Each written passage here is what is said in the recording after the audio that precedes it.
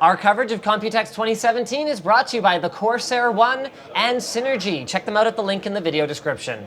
So my initial plan for the Gigabyte suite was pretty straightforward. Drop by, check out the X299 boards, and then GTFO.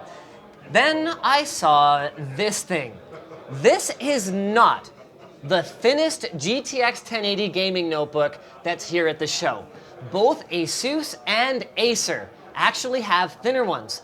But Gigabyte's approach to NVIDIA's Max-Q design technology that they announced here, in my opinion, is a little bit better balanced. So yes, inside this device is a fully fledged GTX 1080 8GB GDDR5X overclockable graphics card. And while you might not be that impressed, because it is about a ½ centimeter thicker than Asus's design, in my opinion, they've made fewer gross trade-offs than both of the other guys, with a touchpad that's in a normal location and a massive 94 watt-hour battery.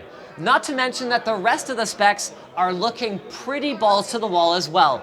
It's got a great mix of I/O with support for up to 3 external 4K displays. It's got 4 full-size USB ports in addition to a Type-C and a Thunderbolt 3 port. It's got HDMI out, it's got an SD card reader and hardline networking, making it suitable for workstation use. And that's not all that makes it suitable for workstation use. The 4K display might not be high refresh rate, which I would prefer, but it's Pantone certified, it's got a number pad, it's got programmable macro keys, and the whole keyboard is RGB backlit with a nice feeling touchpad that I wish was a little bit more responsive feeling, but these are small complaints because when you open this thing up, it has absolutely got it where it counts. To go along with the overclockable graphics card, they've got an overclockable Core i7 7820HK quad core, up to 64 gigabytes of DDR4 memory, and you can even swap them yourself because they're SODIMM based. They've got 2 M.2 slots with support for RAID 0,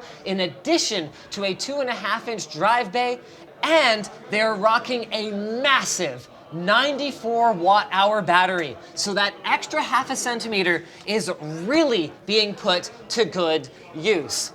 Now you aren't gonna get this for cheap. It's gonna cost over $3,000 US, but so far, this is looking like the best balanced thin GTX 1080 notebook that I've seen. It might seem a little kludgy that you got this little kickstand thing to get a little bit of extra cooling, but in my opinion, it actually feels less flimsy than Asus's vent that opens up when you flip open the display.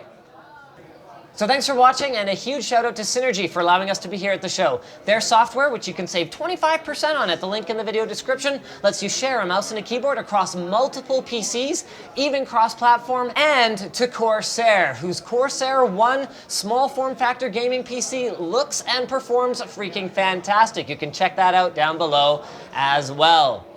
Don't forget to subscribe so you don't miss any of our Computex coverage, and I will see you guys at the next terrifying skyscraper suite. Man, it is a long way down.